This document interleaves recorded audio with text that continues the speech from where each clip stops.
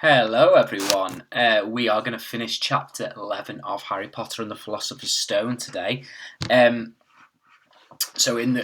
currently at a point in the story where Harry's playing his first Quidditch match, and it was going quite well for Gryffindor actually. And he was kind of searching for the golden snitch. He was hovering just above the whole game, watching, and then his broom started acting really strangely.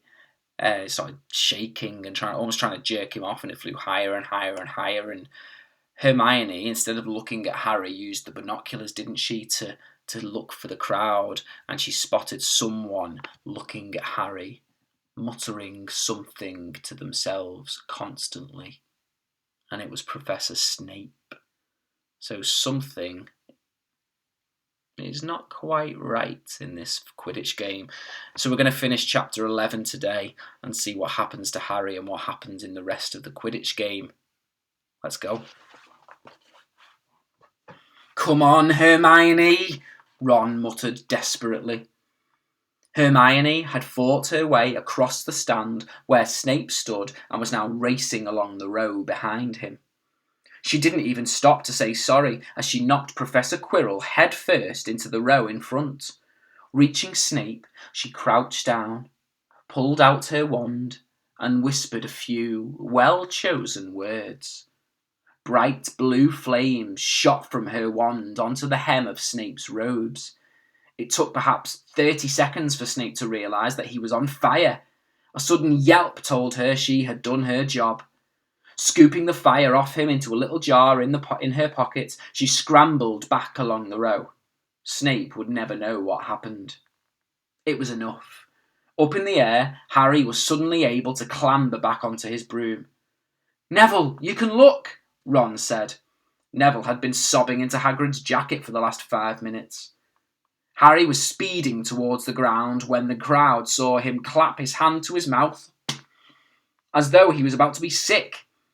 He hit the pitch on all fours, coughed, and something gold fell out into his hand. "I've got the snitch," he shouted, waving it above his head, and the game ended in complete confusion. "He didn't catch it, he nearly swallowed it." Flint was still howling 20 minutes later, but it made no difference. Harry hadn't broken any rules, and Lee Jordan was still happily shouting the result. Gryffindor had won by 170 points to 60. Harry heard none of this, though. He was being made a cup of strong tea back in Hagrid's hut with Ron and Hermione. "It was Snape," Ron was explaining. "Hermione and I saw him. He was cursing your broomstick, muttering he wouldn't take his eyes off you." "Rubbish," said Hagrid, who hadn't heard a word of what had gone on next to him in the stands. "Why would Snape do something like that?" Harry, Ron and Hermione looked at each other, wondering what to tell him. Harry decided that the best thing to do was to tell the truth. "I found out something about him," he told Hagrid. "He tried to get past that 3-headed dog at Halloween. It bit him. We think he was trying to steal whatever it's guarding."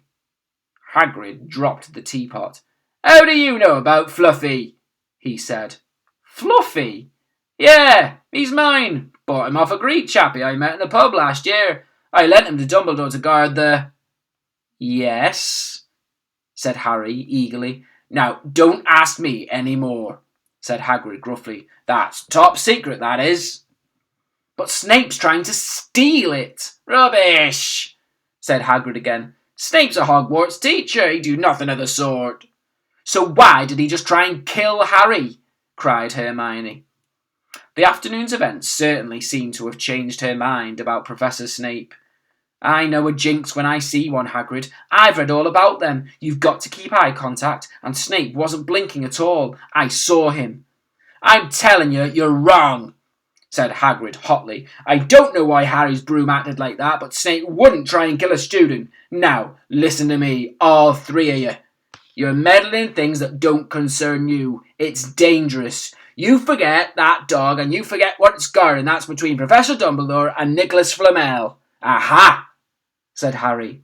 So, there's someone called Nicholas Flamel involved, is there? Hagrid looked furious with himself. That's the end of chapter 11. So quite a dramatic end to the chapter. Harry's won his first Quidditch game, and somebody called Nicholas Flamel is involved. I think we'll carry on. We're on chapter 12. The Mirror of Erised. Christmas was coming. One morning in mid-December, Hogwarts woke to find itself covered in several feet of snow. The lake froze solid, and the Weasley twins were punished for bewitching several snowballs so that they followed Professor Quirrell around, bouncing off the back of his turban. The few owls that managed to battle their way through the stormy sky to deliver post had to be nursed back to health by Hagrid before they could fly off again. No one could wait for the holidays to start.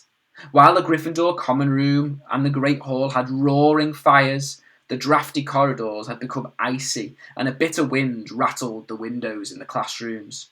Worst of all were Professor Snape's classes down in the dungeons, where their breath rose in a mist before them, and they kept as close as possible to their hot cauldrons.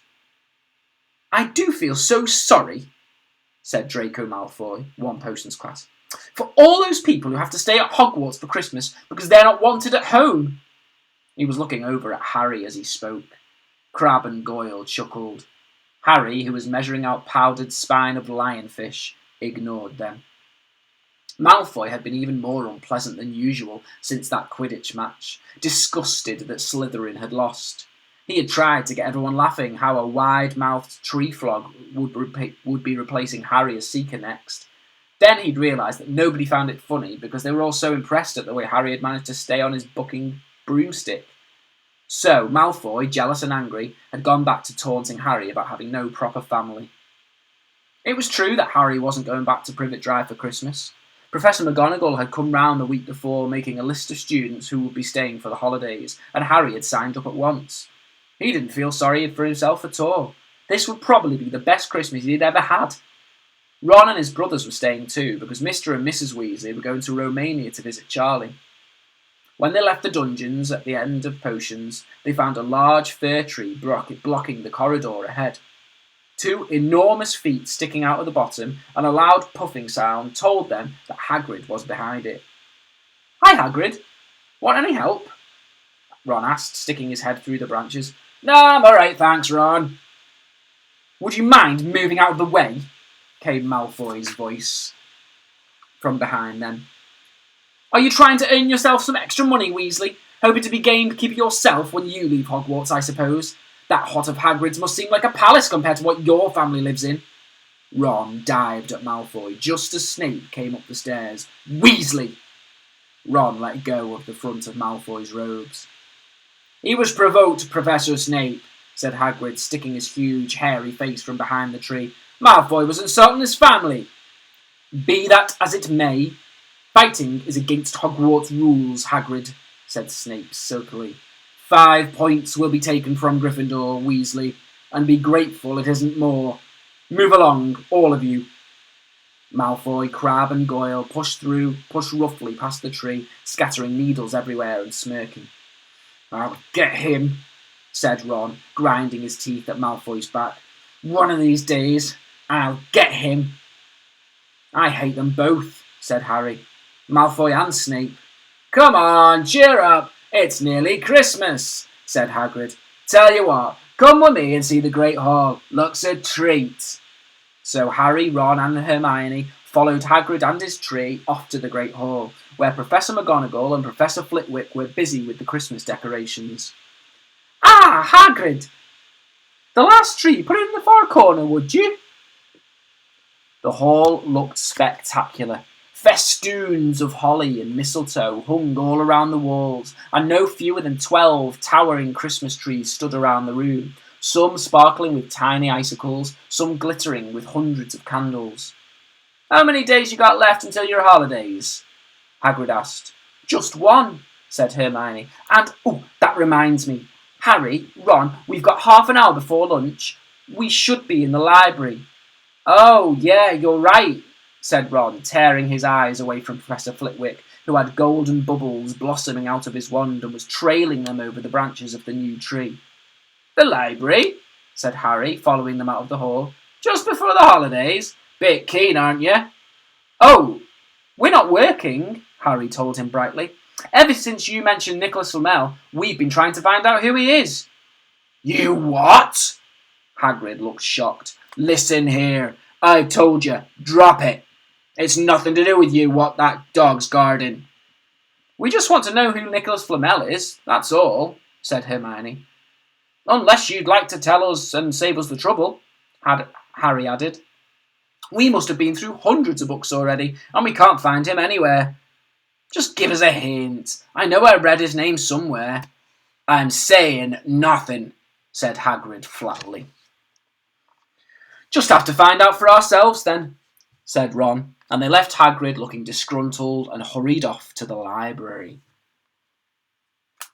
I'm going to stop there for today. So, yet again, we found out a little bit more information. They're looking for Nicholas Flamel. I don't think Hagrid was meant to tell them about Nicholas Flamel, so I think he might get himself in a little bit of trouble over that. So we finished chapter 11, and we've actually started a little bit of chapter 12 as well, the Mirror of Erised. Don't know what that is. Hopefully we'll find out in the next bit. See you tomorrow for a little bit more. Bye-bye.